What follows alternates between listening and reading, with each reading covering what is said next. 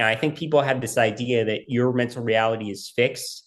And in my experience, that is not true at all. Much the same way that, your physical reality, in certain ways, it is fixed. Like I'm always going to be the height I am. And like, I'm not going to play in the NBA, but I like you can get stronger, you can get in better shape. You can get, you can literally move quicker than you used to. And I think the same is true with mental health as well, or emotional health, however you want to phrase it. So I think these things are not fixed, they are not linear, but over time you can sort of make progress.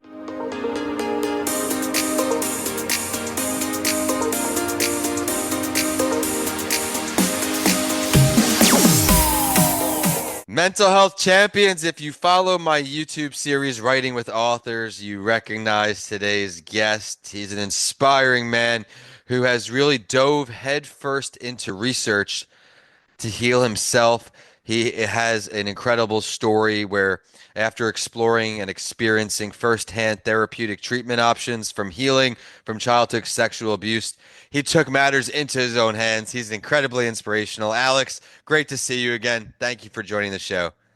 Yeah, thanks so much for having me, Vincent. I'm excited to be here. It's an honor, and I can't wait to tell my story to your listeners.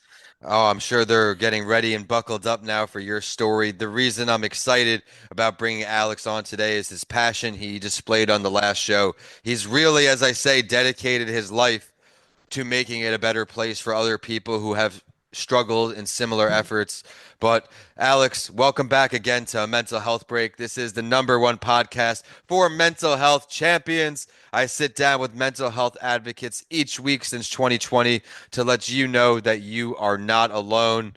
Thank you so much for tuning in and week out to help make this a top global show. And today's guest is helping add to that mission of, again, letting you know you are not alone. I'm saying it twice to start the show because I know at the darkest days, Alex may have felt differently. He's overcome so much. Alex, please share your story from wherever you feel comfortable. Sure. So I'll start when I was 23. I was riding a bike across Europe. And one day when I got off the bike, I started having horrible pelvic floor problems. I had no idea what to stem for or even what the pelvic floor was at this time, but it's an area you really don't want to have health problems. My pelvic floor is very tense, clenched up like a fist. And I couldn't figure out why this was. And over the next couple of years, I saw all sorts of doctors and pelvic floor physical therapists and acupuncturists, and nobody really knew what to do with to help me. My doctors are all sort of like, what do you think is wrong with you? We did some nerve injections. I did some Botox. It really did not. It was not pleasant. I did a bunch of MRIs. I did a bunch of blood work, and nobody really knew what to do. They always talked about stress and anxiety, and so I tried the sauna. I tried journaling. I tried exercising. I tried meditating. I tried reading, deep philosophical shit, and really nothing was happening for me. And eventually, on sort of a lark, I stumbled into psychedelic medicine, particularly MDMA assisted psychotherapy. The author and entrepreneur Tim Ferriss had talked about his own experience with MDMA, and Tucker Max as well. And one day I emailed Tucker, and he referred me to a guide in New York City. And again, at the time, I thought I was just anxious. I was struggling with anxiety, and that's what I was doing. I was working through anxiety through psychedelics. And it turned out pretty quickly once I started doing psychedelics, I'd actually been horribly sexually abused by a teacher when I was quite young. And that was sort of the whole reason behind my pelvic floor issues. And sort of that was the problem that was stemming from all my physical health problems. And then when I started working through that, things actually got worse before they got better. But also, I think over time, I've been able to work through and heal through that process. I love how you highlighted, hey, I didn't give up. I tried meditation, journaling, and you know what? I was determined to find a way that is going to work for me. Everyone, mental health is not a one size fits all game. Everyone's going to be receptive to different things, and he found something that's put a smile on his face. And I love the picture he's got behind him with the sun just beaming through. I think that's a great imagery, I should say, of your incredible light on the world. You wanted to help people, so you put it further into a book. Let's talk about the work you put into your book, because I know that you've had incredible success with that. Sure. So yeah, I decided to write a book about my experiences called Trauma and Ecstasy. I actually have a copy right here. So the book came out in December, and really what I wanted to highlight was that these tools, psychedelics, in particular MDMA, assisted psychotherapy, and psilocybin mushrooms, I think can really help people deal with all sorts of trauma in a way that traditional talk therapy maybe can't get at quite as well, or EMDR can't get at quite as well, or things like that. And I really think these tools can be a game changer for people in the right setting and mindset. And so I really wanted to highlight that. But I also wanted to highlight that unfortunately, childhood sexual abuse is very prevalent in our society, and I think all societies. And, it's very debilitating. But I also think by shedding light on this, we can help prevent these sorts of things from happening to other children. And at the same time, remind people that have been abused that they're not alone and that they can heal, particularly through psychedelic medicine. So I want to highlight both the psychedelic aspect and the sexual abuse aspect in my book, and that's what I've hoped and tried to do. And you're not just hoping to do, you are definitely doing it at this point. You have continued to persevere and find different ways to share your message. Do you do a lot of speaking in schools? Is that something you want to do? Or talk to me about your impact with these kids. Yeah, I don't know. That's a really good question. The book has only been out a month, and half that time was the winter holiday, so I really have not done a ton of reach out in terms of speaking at schools. That's something I might consider in the future. And another thing is, my abuser is still actually out of school now. I really tried hard to get him out of there. I sent an open letter to parents and to my school system, and I went to the police. And I was basically dismissed. I'm not going to pretend that didn't happen. So he remains there. So who knows what will happen, if anything, there. But that's certainly something I'm interested in pursuing in the future. And I think it'd be great to hold him accountable for his behavior toward me. And frankly, I have a lot of confidence and some with my own eyes towards other kids as well. So, it's really not a good situation. And it'd be great to get him out of a school. Well, keep never giving up. I'm confident that with your work ethic, you'll find a way to bring justice to light. But for you, while impactful as that is, and that would be to have him pay justice, you haven't let this slow you down. Do you see yourself doing another book? What do you see on the horizon for 2025? I know you're hungry. That's a really good question, man. That's something I'm thinking about every day. I'm thinking about potentially, do I want to get a job? Do I want to look for a job? Do I want to try to go in as a speaker? I have a nonprofit that I'm going to start because I have some money committed to that. Good. So I'm probably going to help raise money for people to pay for psychedelic treatments. They can't afford it. So I have my hand in like four different jars, like a little bit. So this is a very interesting year for me. It's frankly causing me a lot of stress to try to think about what's next for me. I'm doing some part-time work right now, but nothing that Good. is long-term. So every day I'm thinking about new things. And there's no rush in life. I think when I was younger and I had this idea of, wow, when I'm 30 years old, I'll be old, I'll have houses, cars, married, this, that, none of the, you know what I'm saying? So Yeah. everyone out there, you're on your own journey. Don't give up. No expectations. Just live your life and keep finding ways to smile. I know, of course, that the unconventional methods you chose were a game changer for you. They got you back to where you needed to be. What are some other things you do for your mental health to help stay mentally healthy? Sure. So yeah, I see a shaman or energy worker regularly, pretty much every week when I'm in town, and that's been really helpful. I think the psychedelics just open the door for change, and it's really important to work with trained practitioners to kind of drive home that change. I also work with an intimacy coach because I have a lot of issues with that. Frankly, physical intimacy is hard for me because of my background. And I was seeing a body worker. I've done EMDR. I've done group therapy. I go to the sauna, I journal. So I try to eat well and avoid seed oils and other, high processed foods. So all that I think together is sort of in combination of what I do to kind of do my mental health every day. That's not to say, I'm always happy or I don't Yeah. struggle with certain things, but I definitely think things have gotten a lot better. And that's the best I think anyone can do at times. That's it. A little bit better every day than we were the day before. Great message there. And I can even relate with the dieting part when I don't have more good meals, right? Good, bad, good meals in the day. I find my energy levels are down. I don't have that same spike. The stress, of course, I found life is just going to be stressful, but we have to find ways to manage it. For me, the exercise is a big thing. Slowly getting back into the routine I used to have, which is making me more productive during each day and happier during each day. What are some of your health related goals you have for this year? We talked about your personal life. We talked about how you're going to continue to share your message. How do you feel going to this year? Where do you want to improve to help our listeners know again they're not alone? Physical health, I definitely had not been lifting enough weights. I've had a lot of body issues that I'm still working through, like frozen shoulder and sort of all trauma related, really, just tight muscles and sort of. But as I'm sort of thawing myself out through psychedelic medicine, I've gotten more and more in touch with my body. I'm feeling better and better. So I'm definitely going to start doing Barry's boot camp this year. That's I was into CrossFit in the past, but I think Barry's is a better fit. And I think there's some attractive women in there too. So it's sort of like a win-win there. And then eventually I want to get into MMA or Brazilian Jiu-Jitsu or something self-defense related. I think, our society is kind of papered over that.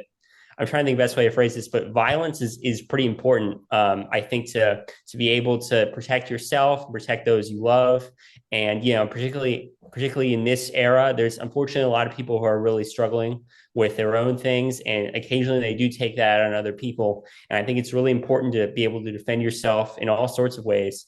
And so I really want to get into BJJ and be someone who can protect, myself and even potential family someday. And can't argue with that. And it is a great outlet, I'm sure, as well. Where for me, even these podcasts, I would describe as a meditative state, you could say, where we get in the flow and we're just talking and Exactly. ripping. And I like to find similar activities. That's why I'm very fond of exercise, because I also get in that zone where no work stress, not worried about anything. We're just living life. All great points you made throughout the show. I'm having a great time getting to see you again, hear about all the great work you're up to, and you touched again on just mentioned trauma.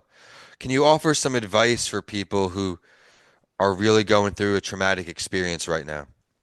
Sure. I would say, I try not to give advice, but I will say in my story, things got a lot better for me over time.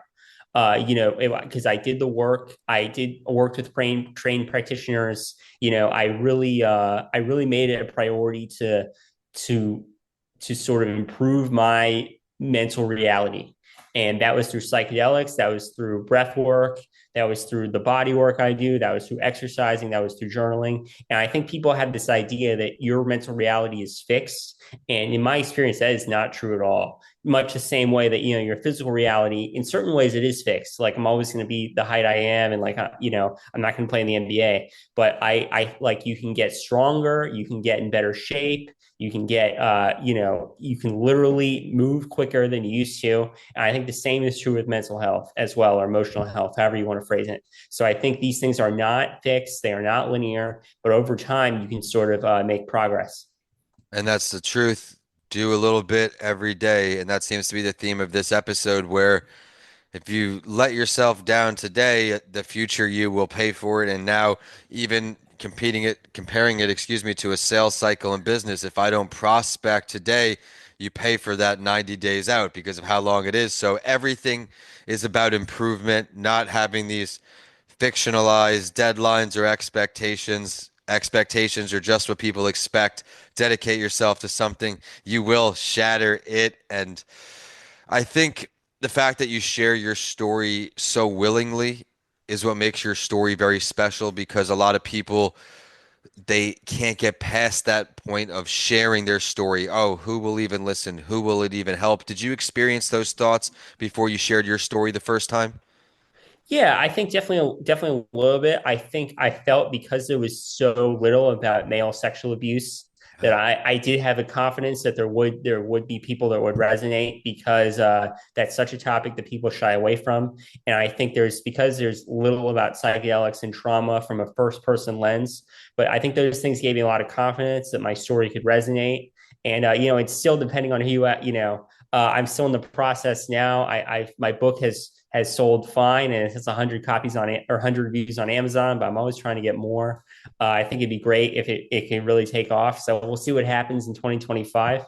But I think it's just kind of a ladder. I can help people that are a little below me on the ladder in certain aspects, and then they can help me where they're a little stronger. And then we can all sort of help each other in different ways and where we are and kind of help bring people up to our level. And then I can find people above me that can maybe help me bring me to their level. It's always be networking. I am a firm believer, and you can learn something from every single conversation you have. I have the great privilege, I should say, of hosting podcast series where I literally learn as many things in the day as shows I have, where I already learned a bunch of things today. But before I let you go and before I get your contact info, where to find the book, we touched on doing what's best for us a lot today, taking care of ourselves. What is one of your favorite hobbies you're working on right now in your personal life, things that make you happy? My favorite hobby is to travel. I'm actually going to India for a wedding tomorrow, so I'm Wow. excited about that. But yeah, that's what I like to do for fun. Even if I couldn't tell anybody about it, I don't. I try not to post about it on Instagram because I think that's. But I just do it because I like it, and so I think it's always good for people to have hobbies that they just do because they like it. It doesn't have to have some deeper meaning or some self improvement aspect or. So for me, travel is one of those. Reading, even though it can be sort of self-helpish, I like to read anyway. And exercise and eating good food and all those things together are kind of bring me joy on a day-to-day basis. What else are you going to check off the bucket list while you're over in India? So I've actually already been to the Taj Mahal, so I'm skipping that on this trip, but I'm really excited to go to this Indian wedding. It's 3 days. I've never been to a 3 day wedding before, and it seems very strange to me that we could have a 3 day celebration, but I think it'll be great. And I got some traditional garb I'm going to wear, Oh, and so cool. that'll be a lot of fun. And just trying the food. I think India is such a different culture, and it'll be really great to see how things are going over there.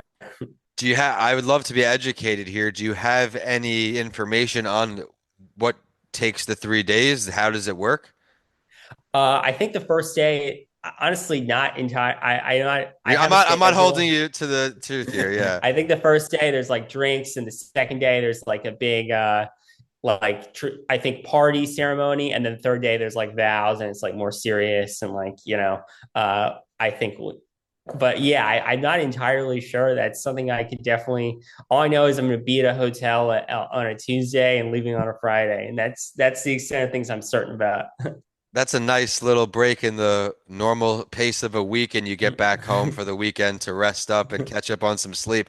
That's going to be a lot of fun. I'm happy you're going to get to experience that. And I'm really happy we had the chance to connect one more time here on a mental health break. Everyone, be sure to head to the link in bio and check out the Writing with Authors episode talking about his book. He's going to dive into more the writing side of it, give you a little excerpt, a little sneak peek. He pulls it up on Amazon even so you can check it out there.